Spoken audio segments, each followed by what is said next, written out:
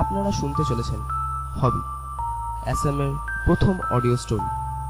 Writer Soumyajit, প্রধান চরিত্রে সৌম্য, সৌভিক, অ্যাভেন, সুরেশ চ্যাটার্জি এবং হিমাঙ্গ শেখর দাস।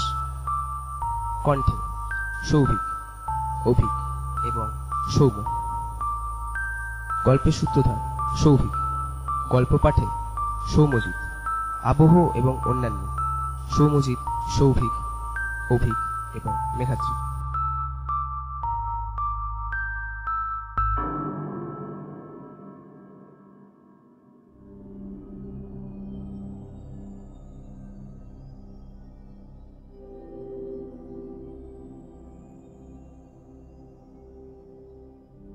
ঘটনাটা আজ থেকে প্রায় 200 বছর আগে। ভারত তখন ইংরেজ শাসনের অধীন।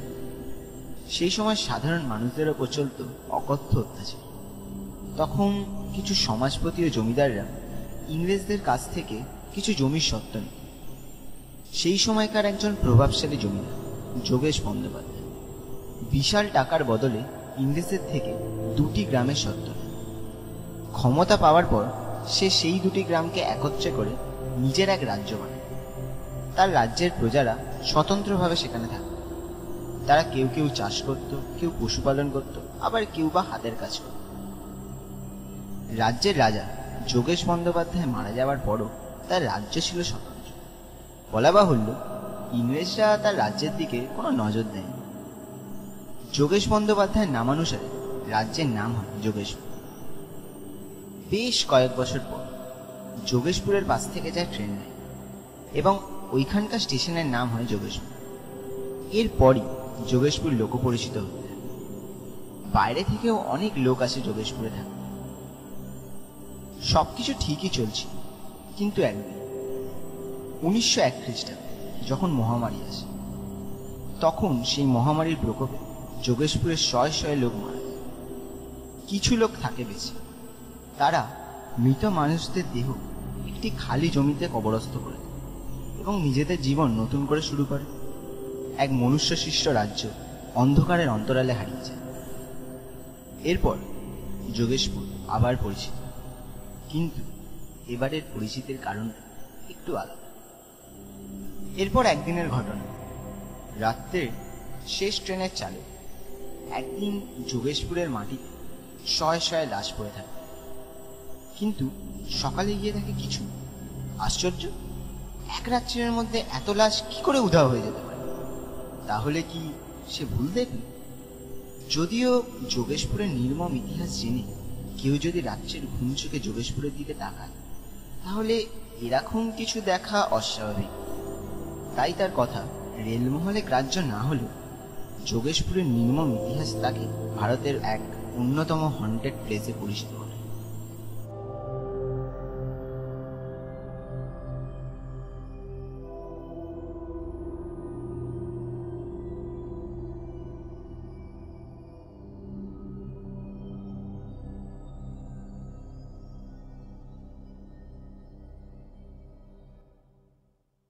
গল্পটা ইন্টারনেট থেকে সংগ্রহ করলেন। আমার নাম সৌম্য। গ্র্যাজুয়েশন শেষ করার পর ভূত দেখার নিজের অতৃপ্ত বাসনাটা পূরণ করতে গোস্ট সাইকোলজি নিয়ে পড়া শুরু করি। ভূত তো আর বাড়িতে পাওয়া গেল না, তাই ইন্টারনেট থেকে হন্টেড প্লেস খুঁজে সেখানে ঘুরতে যাই আর চেষ্টা করি যাতে ভূত খোঁজা যায়। 3 বছর ধরে ভুতুরে ট্যুর করছি, কিন্তু আজও তার দর্শন পাইনি। আমার এই ট্যুরগুলোতে আমার সাথে আরও 2 ব্যক্তি সবসময় থাকে, সৌভিক আর অ্যাভেন। আমরা 3 জন বেস্ট অফ ফ্রেন্ড ছোটবেলা থেকেই। তাই যোগেশপুরের খোঁজ পেয়ে সবার প্রথম সৌভিককেই কল করলাম।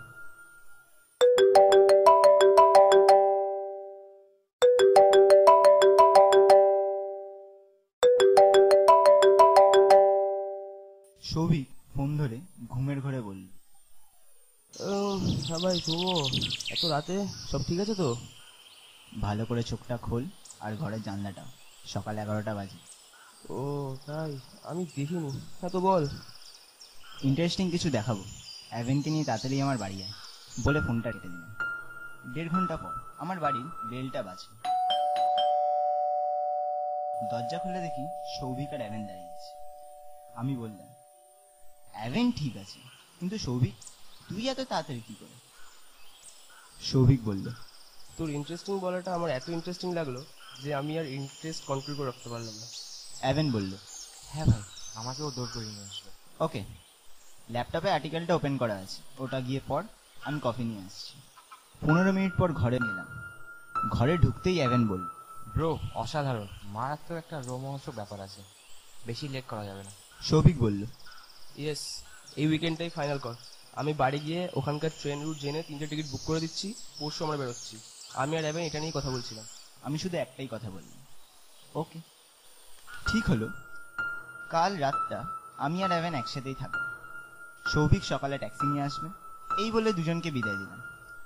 পরের দিন সব ঠিকঠাক হলো, টিকিট রেডি। রাতে অ্যাভেন এসে গেল আমার বাড়ি।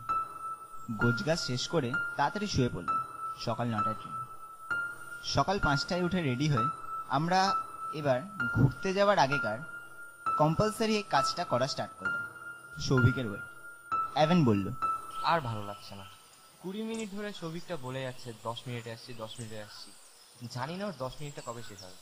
কথাটা শেষ হওয়ার সাথে সাথেই সৌভিক ঢুকে হাঁপাতে হাঁপাতে বলল, sorry boss, I am late. Evan বলল, এ আর নতুন কি, তোর কোনো কাণ্ডজ্ঞান নেই। 8টা 15 বাজে, ট্রেনটা মিস হলে কি হবে বলতো? আমি বললাম, লিভ ইট। সৌভিক ট্যাক্সি এনেছিস? অন ইউর জোর ব্রো, অ্যান্ড ইজ ওয়েটিং। ওকে, এবার চল বেরোই। অ্যাভেন তখন সৌভিকের দিকে তাকিয়ে বলল, গাধা কোথাকার। ট্যাক্সিতে উঠে যখন স্টেশনে পৌঁছালাম তখন বাজে 9টা।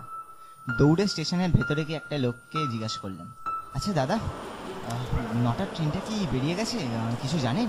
আরে না না, ট্রেনটা তো দেখছি 15 মিনিট লেটে চলছে। শুনে একটু শান্তি পেলাম। স্টেশনে বসে বসে 15 মিনিট খুব তাড়াতাড়ি কেটে গেল মনে হলো।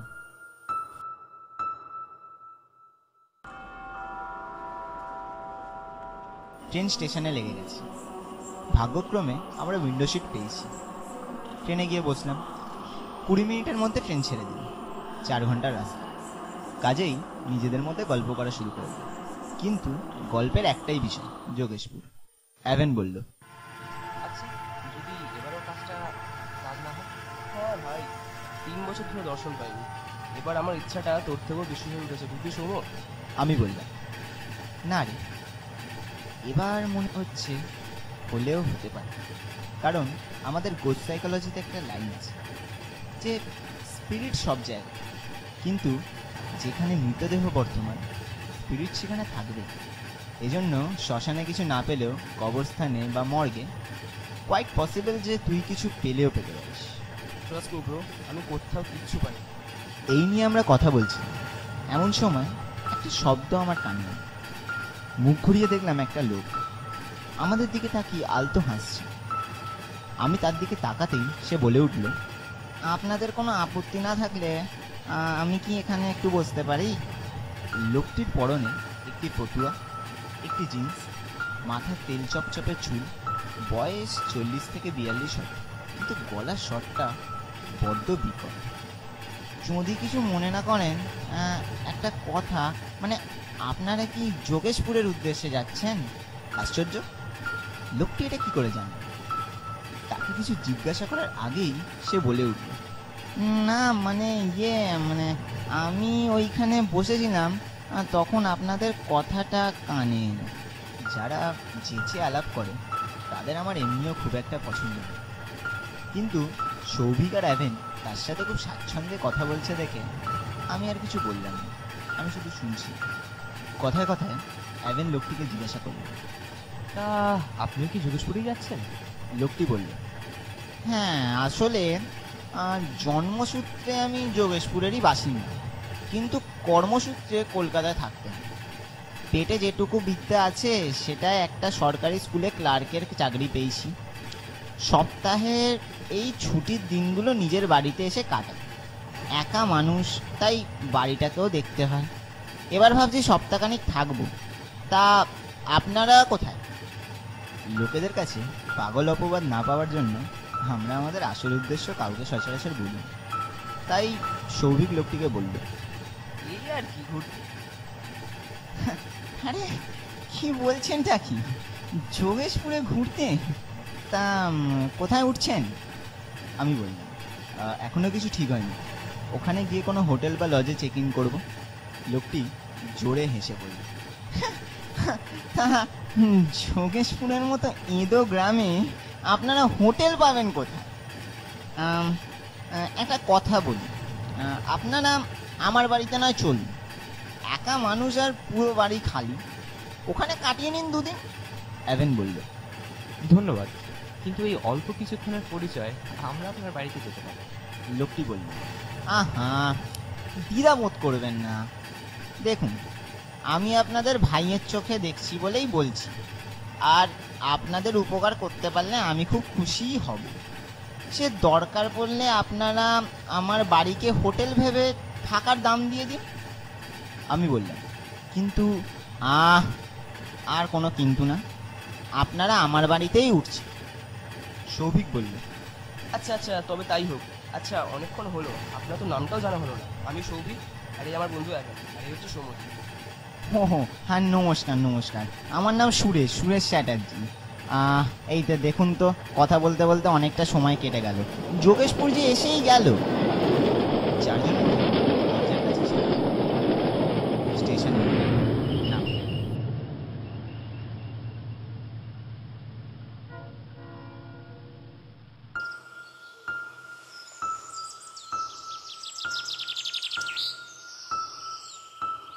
ট্রেন থেকে নামার 1 মিনিটের মধ্যেই ট্রেনটা ছেড়ে দিল।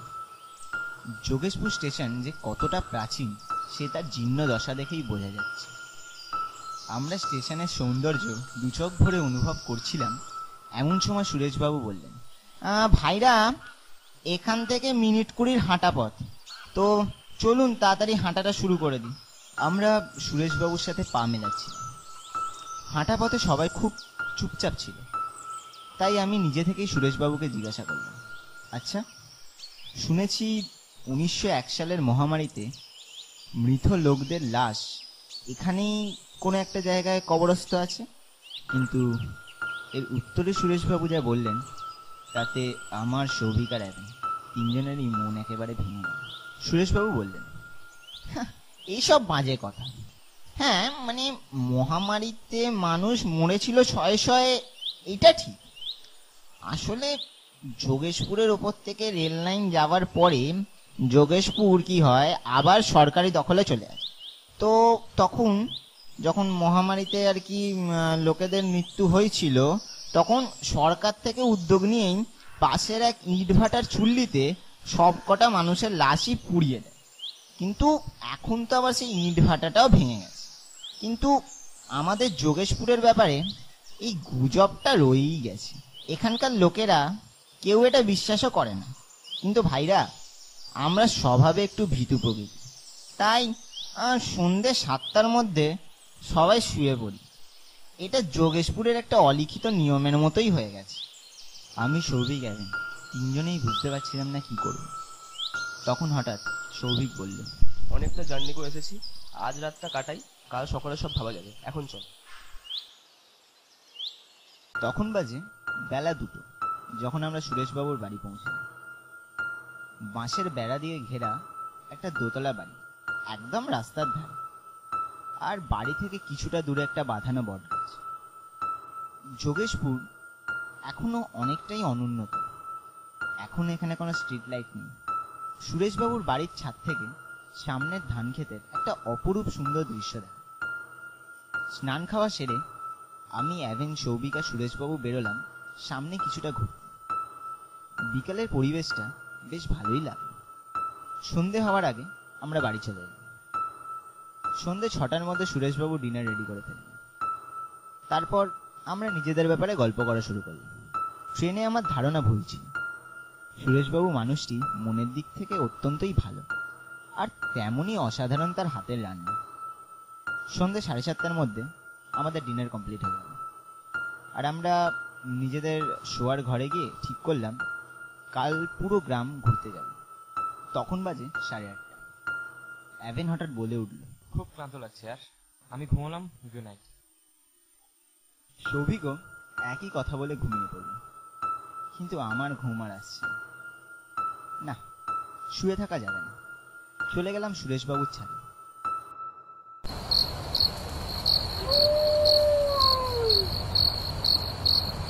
অসম্ভব সুন্দর পরিবেশ। হালকা হাওয়ায় গাছের পাতার শস্যর শব্দ, দূর থেকে ভেসে আসা শিয়ালের ডাক, ঝিঁকোকার শব্দ, সব মিলে একটা অসাধারণ গা ছমছমে রসাত্মক পরিবেশের সৃষ্টি হয়েছে। কত রাত অব্দি বসেছিলাম কি জানি। এমন সময় শুনলাম রসাত্মক পরিবেশের বুক ছিল আমার কানে ভেসে এলো একটা অপরূপ সুন্দর বাদ্যযন্ত্রের শব্দ।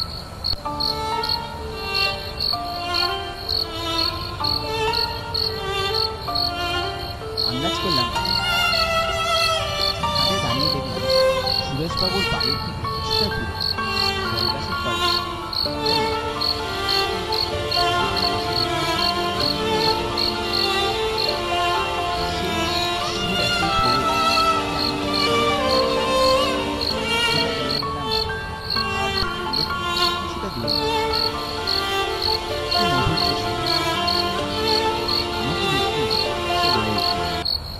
আগে তো কখনো দেখিনি। আমি বলি, হ্যাঁ মানে ঘোরার উদ্দেশ্যে আজই এসেছি। শহরের ছেলে তো, রাতে ঘুমটা দেরিতে আসে। তা আপনার এই ভায়োলিন বাজানোটা শুনে বেরিয়ে গেল। আচ্ছা, তা কার বাড়িতে উঠেছো? আমি আঙুল দেখিয়ে বললাম, ওই তো ওই বাড়িটা। আসলে আমি এখানে কাউকেই চিনি না। ওনার সাথে ট্রেনে দেখা হয়, উনি আমাকে ওনার বাড়িতে আশ্রয় দেন। আমি এখানে ঘুরতেই এসেছি। লোকটি জোরে হেসে বলল, যোগেশপুরে ঘুরতে? বলো কি, তা ঘুরতে না ভূত দেখতে? কৌতূহলে জিজ্ঞাসা করল, আচ্ছা এখানে কি আদেও ভূত আছে? আরে আছে বই কি, আশীর্বাদ আছে, তবে মহামারীতে মরা মানুষের ভূত নয়। আমি তাকে বললাম, মানে আপনি কি দেখেছেন? লোকটি হালকা হেসে বলল, আমার নাম হিমাঙ্গ শেখর দাস। প্রতিদিন এই সময় আমি এখানে আসি নাইট ট্রেনে কৃষির কাজ করি, তাই রাতে ঘুম ঠিক আসে না। তাই ভায়োলিনকে সঙ্গী করে এখানেই বসি। আজ কাল এসো, পারমিশন ছাড়া রাতে বাড়ি থেকে বেরোলো না। আমার মনে হয় না এটা উচিত। আমি ভেবে দেখলাম লোকটি কথাটা ঠিকই বলছে, তাই আমিও আর কথা না বাড়িয়ে তাকে বিদায় দিলাম।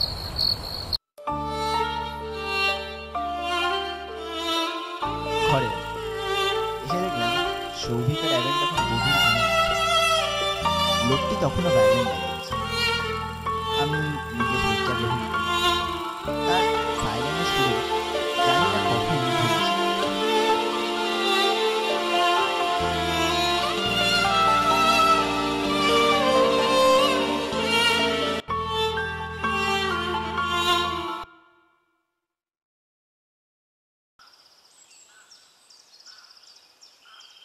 সকালে ঘুম ভাঙলো অনেকটা দেরি। তখন বাড়িতে লাঞ্চের প্রিপারেশন চলছে। আমি উঠে স্নান করে খেয়ে বসলাম গল্পের আসে। কথায় কথায় রাত্রিরে বেরোনোর পারমিশনটাও পেয়ে গেলাম। যথাযথ রাত্রি হলো। আমি আমার ঘরে বসি, ভায়োলিনের শব্দের অপেক্ষা করছিলাম। তখন এমন সময় সেই শব্দটা বেরিয়ে লোকটির কাছে অসম্ভব সুন্দর। আমাকে দেখে সে বাজানো থামিয়ে আমাকে বসতে বলল। এরপর আমাকে বলল, তা রাত্রিবেলা এভাবে বেরিয়ে এলে চোর ডাকাতের বা গুন্ডাদের ভয় নেই? আমি বললাম, আপনাকে দেখেই বেরোলাম, যদিও আপনাকে দেখে আমার কোনোভাবেই চোর ডাকাত বলে মনে হচ্ছে। এই একটু হেসে নিল। আমি বললাম, আচ্ছা আপনি এইভাবে একা একা বসে থাকেন তো আপনার ভয় লাগে না? তা কিসের কথা বলছো? চোর ডাকাত নাকি ভূত? মজার স্বরে সে বলল। জবাবে বলল, দুটো। আসলে অনেক বছর ধরে নাইট ট্রেনে টিসির কাজ করতাম, তো এত বাজে জিনিস মাঝে মধ্যেই দেখেছি যে এইসবে মানে এই চোর ডাকাতে আর ভয় হয় না। আচ্ছা তাহলে সেরকম একটা ঘটনা শোনান। অবশ্যই। সালটা ছিল 1992। আমি দিল্লির ট্রেনে ছিল। লাস্ট কম্পার্টমেন্টে 6-7 জন মতো ছিল। চোখে পড়লো একটা লোক একটা শালমুড়ি দিয়ে গেটের পাশে বসে, আর তার পায়ের কাছে ভেসে যাচ্ছে রক্ত।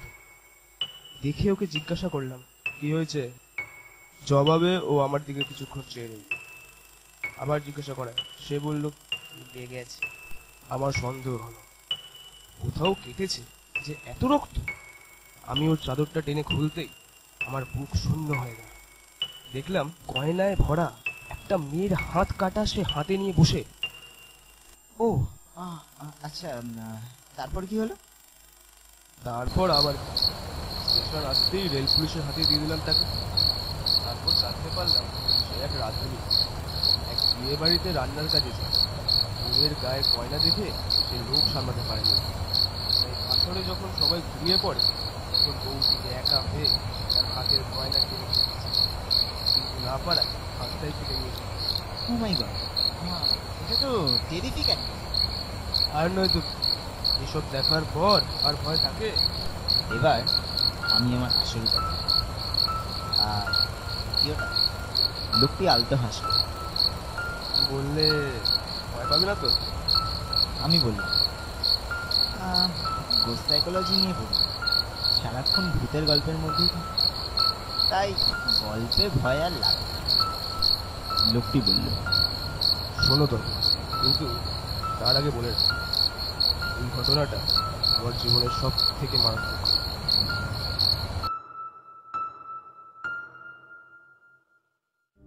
আজ থেকে 6 বছর আগে রাতে কাজ শেষ করে 1:30 নাগাদ বাড়ি যাচ্ছি।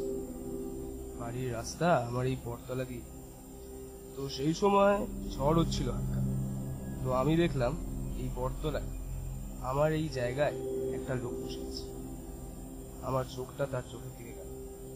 আমি দেখলাম তার চোখ বন্ধ, আর ঝড়ের ধুলোয় তার চোখের পাতাগুলো পুরো কালো হয়ে আছে। আমার বহু পুরনো স্বভাব যে কোনো লোকের সাথে দেশে কথা বলে। স্বভাবতই তাকে বললাম, ও দাদা, ধুলো লেগে লেগে চোখের পাতাটা তো পুরো কালো হয়ে গেছে, একটু মুছে নিন। লোকটা আমার দিকে চোখ বন্ধ করে কিছুক্ষণ তাকিয়ে রইল।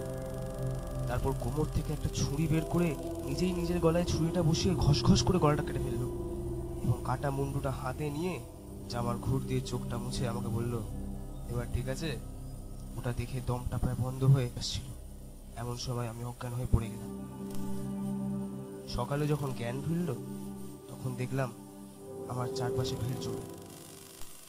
কথাটা শোনার পরই আমার ঘুমটা ভেঙে গেল। সকালে উঠতে অনেকটা দেরি হলো। অদ্ভুত, কেউ আমাকে একবার ডাকলেও না। বাইরে বেরিয়ে দেখলাম সুরেশবাবু, অ্যাভেন আর সৌভিক বাড়ির সামনে বসে হাঁড়িতে করে কি একটা খাচ্ছে। আমাকে দেখে সৌভিক বলল, কি ব্রো, আজ অনেক তাড়াতাড়ি উঠে পড়লি তো? তারপরে আবার অ্যাভেন বলল, তোর এত দেরিতে ওঠার জন্য শীতের সকালে গ্রাম বাংলার একটা ডিলিশিয়াস জিনিস কিন্তু তুই মিস করে গেলি, আর সেটা হলো খেজুরের রস। ওদের কারোর কথাতেই আমার তখন কান ছিল না। আমি শুধু ভাবছিলাম স্বপ্ন কি অদ্ভুত জিনিস। কোনোদিন যোগেশপুরে এলামই না, আর যোগেশপুরকে ঘিরে একটা স্বপ্ন দেখে নিলাম। সত্যি ব্যাপারটা অদ্ভুত। কিন্তু হিমাঙ্গবাবু মানুষটা খুব ভালো। পুরো ব্যাপারটা তো তখনই জানতে পারবো যখন আজকে রাত্রিরে তার সাথে দেখা হবে। কিন্তু আবার ভাবলাম, একটা মানুষের ওপর এত তাড়াতাড়ি বিশ্বাসটা করে নেওয়া ঠিক হবে না, তা সে যতই ট্যালেন্টেড হোক না কেন। তাই ভাবলাম সুরেশবাবুর থেকে একবার জিজ্ঞাসা করি। তো আমি সুরেশবাবুকে জিজ্ঞাসা করলাম, আচ্ছা সুরেশবাবু, এই হিমাঙ্গ শেখর দাস লোকটি কেমন? মানে আপনি কি চেনেন এরকম কাউকে? সুরেশবাবু বলল, আরে চিনবো না কেন, ও তো মানে আমাদের যোগেশপুরে তো একটাই হিমাঙ্গ শেখর দাস ছিল। মানে লোকটি ট্রেনে কি একটা কাজ করতো, ঠিক আমার সেটা জানা নেই, কিন্তু বড্ড ভালো মানুষ ছিল লোক। কিন্তু দুর্ভাগ্য, 6 বছর আগে কোনো একটা অপঘাতে তার মৃত্যু হয়। আর এই সামনের বটতলায় তার লাশটা আর কি পাওয়া যায়, কিন্তু কিভাবে সে মারা যায় সেটা আজ অবধি কেউ জানতে পারেনি।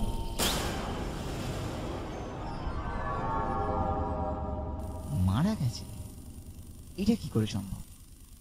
কারণ কালকে রাত্রিরেই তো আমি... তখন অ্যাভেন কিছু একটা বলছিল, কিন্তু সেটা কি ছিল সেটা শোনার অবস্থায় আমি তখন ছিলাম না।